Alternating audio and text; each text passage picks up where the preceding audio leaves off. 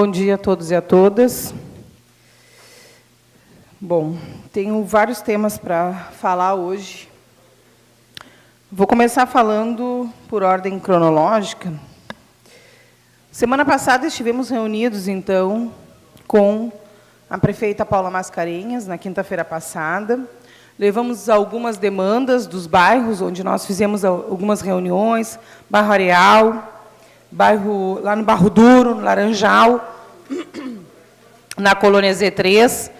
Levamos reivindicações, conversamos com elas sobre esses bairros, mas a nossa além desse objetivo, um dos objetivos principais também dessa nossa reunião foi apresentar 2 projetos de lei que não podem ser apresentados por mim, mas que nós consideramos importantes, que seria o projeto de lei para que mulheres com gravidez de alto risco possam ter a isenção na tarifa do transporte público. A gente sabe que, por exemplo, a vereadora Daiane sabe, na sua gestação, uma gestação de gêmeos, muitas vezes, pode ser considerado, inclusive, uma gravidez de alto risco. Uma gravidez de uma pessoa com uma certa idade, depois dos 35 anos, dependendo, também pode ser considerado uma gravidez de alto risco. Então, tem vários fatores que podem ser considerados a gravidez de alto risco. Uma mulher, por exemplo, que tenha que ir até um posto de saúde mais vezes, quando ela tem essa condição, ela possa ter a isenção da tarifa do ônibus. Outro projeto seria para mudança na lei de tradutor e intérprete, para que aumente a possibilidade de pessoas poderem trabalhar como tradutores e intérpretes. Então, isso foi uma demanda, inclusive, da Associação dos Surdos e da Associação de Intérpretes e Tradutores de Libras, e também para que tivesse lá na lei a exigência da banca, porque não adianta uma pessoa ser formada em Libras, em intérprete de Libras, e não ter a língua, não saber, não ter mais a língua. Quando a gente não pratica aquela língua, a gente perde. Todas as pessoas que têm uma segunda língua sabem disso. Por isso a importância da banca. Mas também a central de intérpretes. Hoje, Pelotas necessitaria de uma central de intérpretes que não é um projeto caro, um projeto bastante simples, inclusive. Tem várias cidades, em vários estados, inclusive no Distrito Federal, que nós verificamos e tem central de intérpretes, e que funcionam muito bem, e que isso dá acessibilidade a essas pessoas. Vocês imaginam chegar no lugar e não ser ouvido, não poder levar suas demandas, porque tu não consegue falar, ou se expressar de acordo com aquela língua. Os surdos, eles têm uma língua própria, que é o Libras, e nem todos nós sabemos Libras. E aí, chegando no lugar, por exemplo, vai numa consulta médica, ou vai, enfim, em um setor público, na habitação, na Secretaria de Assistência Social, muitas vezes não consegue se fazer entender porque aquela outra pessoa não tem o Libras, não tem conhecimento nessa língua, e aí fica a comunicação falha. Inclusive, ontem nós fizemos uma reunião aqui, junto com o diretor da casa, o diretor Fábio, o diretor da Câmara, juntamente com o Jean e com a Rúbia. O Jean é surdo e ele é presidente da associação também de surdos, e a Rúbia é tradutora e intérprete também, que vem apoiando essa causa, e fizemos uma reunião junto à direção da casa, da Câmara, para que a Câmara tenha tradutor e intérprete de Libras. Vocês imaginam chegar no lugar onde a vida dessas pessoas, onde a vida da cidade é decidida, e as pessoas não têm acesso às informações que estão sendo passadas ali. Hoje, nenhum tradutor, nenhuma pessoa surda tem acesso ao que está sendo decidido aqui na Câmara, a não ser que ela leia depois os relatórios ou algum tipo de matéria, enfim, que é colocado na mídia.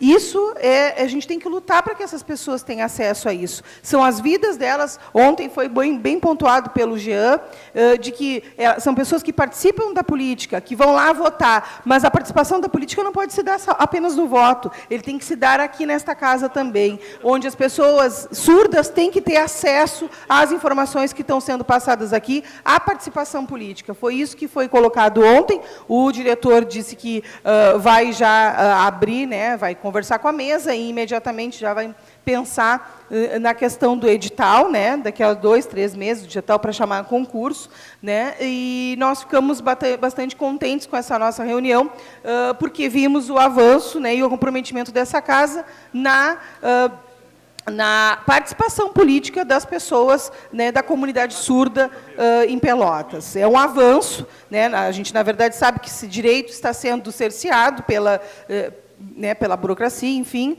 mas que nós temos que avançar nesse ponto, e nós temos que cada vez lutar mais para que essas pessoas tenham. É inadmissível que uma pessoa não possa participar da política por uma questão de comunicação, e isso está na lei, a acessibilidade é direito.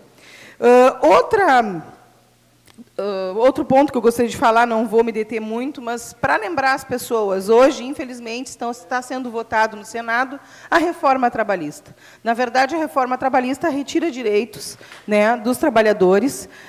Ela começou lá com a terceirização, que foi votada, trazida um projeto lá do tempo do Fernando Henrique. Esse projeto foi votado a toque de caixa, e a reforma trabalhista também, através de conchavos com partidos políticos que estão hoje referendando todo esse ataque aos direitos dos trabalhadores. É um absurdo que isso esteja acontecendo, isso é rasgar a CLT, rasgar os direitos de todos os trabalhadores e trabalhadoras. É muito triste o que está acontecendo no nosso país. E um assunto que me dói bastante de falar, mas eu não posso deixar de dizer, que vou dar o nome de mais uma pessoa que morre em Pelotas, mas esse crime que aconteceu agora, final de semana, é mais um crime de ódio contra a diversidade, mais um crime de ódio contra pessoas transexuais. Bruna dos Santos, 22 anos, 22 anos, com toda a juventude, com toda uma vida pela frente, foi morta a pauladas e tiros. É muito triste a gente ter que dar essa notícia, a gente receber essa notícia. Todas as vezes que a gente pensa e vê uma notícia dessas, é uma tristeza que nos dá, porque a gente vê um retrocesso. Não é possível que nós, em pleno século XXI, a gente ainda tenha crimes de ódio contra pessoas pela diferença. Porque são diferentes, né, entre aspas também, porque quem não é, né, nós somos todos diferentes, mas é pelo desrespeito à diversidade. Eu fui lá na Rede Trans Brasil, Rede Trans Brasil, ela faz uma captura de todas as mortes por transfobia no Brasil. Até o momento, por transfobia, apenas por ódio ao transexual. As pessoas morrem apenas por crimes de ódio, por serem transexuais. 93 casos já foram registrados no Brasil. E mortes, ontem eu comecei a ver, não consegui terminar, porque são mortes violentíssimas. São com requintes de crueldade sempre, como diz a minha amiga Márcia Monks, que é militante, hoje, muito reconhecida na nossa cidade, está sempre falando em todas as palestras que dá. 93 casos no Brasil. Tentativas de homicídio, 41 casos. Suicídios, 3 casos. Fora os casos que não se sabe, que não são notificados. Fora os casos que são mortes, sim, por transfobia, mas chega na delegacia e eles entendem que não é. Fora esses casos, esses aqui são os mais certos, os mais transparentes nesse sentido. O que a gente fez agora sábado também, nós fizemos uma reunião falando sobre isso, falando exatamente sobre esse tema, mulheres e diversidade. E um dos temas abordados foi a transfobia. No Brasil, ainda hoje, não existe nenhuma lei que fale, que tipifique a transfobia como crime. Entra lá como homicídio e não existe um agravante nessa lei. Transfobia mata, e mata muita gente. Olha os índices aqui. E mata com requintes de crueldade. Sempre. Na maioria das vezes, essas pessoas morrem através de ataques. É muito violento a maneira como essas pessoas morrem. Isso nos leva a crer que é o ódio ao diferente. E isso tem que ser trabalhado, isso nós temos que trazer aqui, nós temos que debater. Nós temos hoje uma política, inclusive municipal, que fala sobre gênero. Quantas escolas estão falando sobre gênero e diversidade? Quantas escolas abertamente estão falando sobre transfobia, homofobia, lesbofobia? Quantas escolas fazem esse debate aberto? E trazem esses dados e mostram isso. Quantos de nós estamos lutando para que a transfobia, a gente sabe que é a nível federal, mas nós temos sim que cobrar e exigir dos nossos parlamentares que levem esse debate às câmaras legislativas, às câmaras de deputados. Nós temos que começar a falar sobre isso urgente. São pessoas que estão morrendo, estão tendo seu direito à vida cerceado, não estão tendo direito a viver. Essas pessoas tentam sobreviver todos os dias, tentam existir, o que é pior.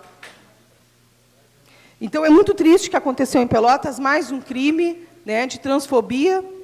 Uma moça, 22 anos, com toda a vida pela frente.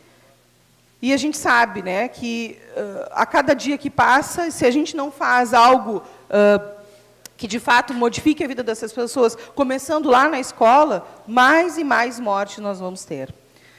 Um bom dia a todos.